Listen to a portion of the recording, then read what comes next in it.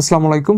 আমি doctor Faisal Kamal, general laparoscopic breast and colorectal surgeon. কর্মরত আছি বঙ্গবন্ধু শেখ মুজিব মেডিকেল বিশ্ববিদ্যালয়ে এবং কনসালটেন্ট হিসেবে কাজ করছি এমজেড হসপিটালে। আজকে আপনাদেরকে একটি সার্জিক্যাল ওয়ে বা টেকনিক সম্পর্কে আপনাদের একটু কম্পারেটিভলি স্টাডি করে দুই চারটি কথা বলবো। সেটি হচ্ছে open surgery versus laparoscopic surgery.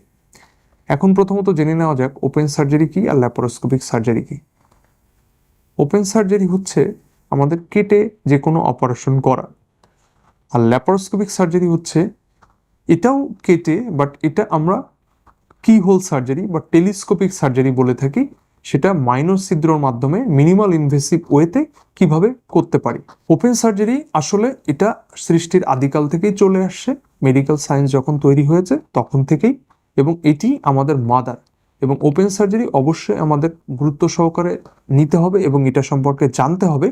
তবে ল্যাপারোস্কোপিক সার্জারি বর্তমান সময় এটি আপার হ্যান্ড নিয়ে নিয়েছে, এবং সবচেয়ে বড় ব্যাপার বর্তমানে আমরা আমাদের দেশে যেটা পাচ্ছি না সেটা বাইরের দেশ অলরেডি টেক ওভার করে নিচ্ছে, সেটা রোবোটিক সার্জারির মাধ্যমে।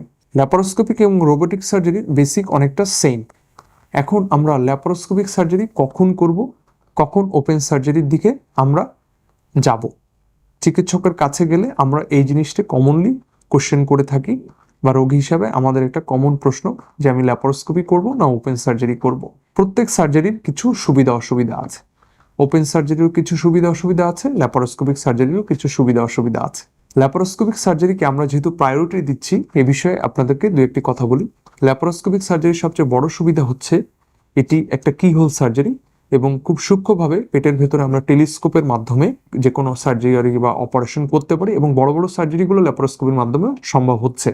সেকেন্ডলি হচ্ছে এই ল্যাপারোস্কোপিক সার্জারি করার ফলে আমাদেরকে হসপিটাল স্টেইং টাইম অনেক কমে গিয়েছে। হাসপাতালে দেখা যায় 1-2 দিনের ভেতরে আমরা বাসায় চলে যেতে পারছি, এবং কোয়ালিটি অফ লাইফ যেটা রোগীর সেটা ইমপ্রুভ হয়েছে, এবং রোগী খুব অল্প সময়ে তার স্বাভাবিক কাজকর্মে ফিরে যেতে পারছে। ল্যাপারোস্কোপিক সার্জারির বড় আর একটা সুবিধা হচ্ছে কসমেটিক সার্জারি। এটার ক্ষেত্রে আমাদের কসমেটিক পারপাস সার্ভ হয়, এবং এক্ষেত্রে আমাদের খুব ন্যূনতম স্কার হয় এবং একটু দাগ হয় না বললেই চলে, এবং সেক্ষেত্রে একটা বড় বিগ আমাদের সুবিধা বা চান্স বা আমাদের কসমেটিক পারপাসটা সার্ভ হচ্ছে। কিন্তু ওপেন সার্জারির ক্ষেত্রে সেটা সবচেয়ে বড় সমস্যা, এটা একটা বড় ধরনের অংশ কাটা লাগে, এবং এটা পরবর্তী একটা ব্যাড স্কার তৈরি হয়, যেটা আসলে আমাদের সাইকোলজিক্যাল অনেক ইম্প্যাক্ট তৈরি করে। ওপেন সার্জারির ক্ষেত্রে অনেক সময় আমরা এমন কিছু করতে পারি যেটা ল্যাপারোস্কোপিক সার্জারিতে করতে পারি না। তবে কিছু কিছু ক্ষেত্রে ল্যাপারোস্কোপিক সার্জারি করা আসলেই সম্ভব হয় না, এবং সেক্ষেত্রে ওপেন সার্জারিটি করা হয়ে থাকে। তবে বলে নেই, ল্যাপারোস্কোপিক সার্জারির আসলেই কোনো কন্ট্রাইন্ডিকেশন নাই, তবে লিমিটেশনস আছে। কন্ট্রাইন্ডিকেশন মিনস এই সার্জারি ল্যাপারোস্কোপিক্যালি করা যাবে না, এটা ভুল ধারণা। এন্ডোস্কোপিক্যালি করা যাবে না, এটা ভুল ধারণা। রোবোটিকভাবে করা যাবে না, এটা ভুল ধারণা। তবে এটা লিমিটেশনস আছে। লিমিটেশনস মিনস হচ্ছে এটা এসব ক্ষেত্রে করাটা অনেক সময় ঝুঁকিযুক্ত হতে পারে, বা এসব ক্ষেত্রে অনেক সময় সফলভাবে নাও হতে পারে। সেসব ক্ষেত্রে আমরা ওপেন সার্জারি প্রেফার করে থাকি। বাট করা যাবে না বলে থিওরিটিক্যালি কিছু নাই, কারণ এটা লিমিটেশনস আছে robotic surgery, endoscopic surgery plus robotic সার্জারির ক্ষেত্রে।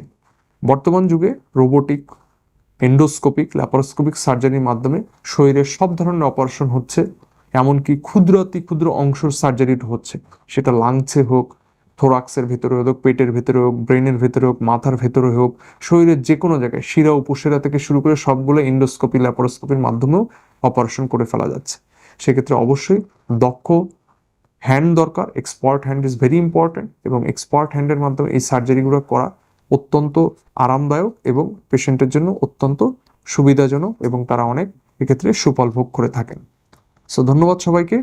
ল্যাপারোস্কোপিক সার্জারি সম্পর্কে দু একটি কথা বললাম। ভালো থাকবেন। কোনো কোশ্চেন থাকলে আমাদেরকে জানাবেন। আসসালামু আলাইকুম।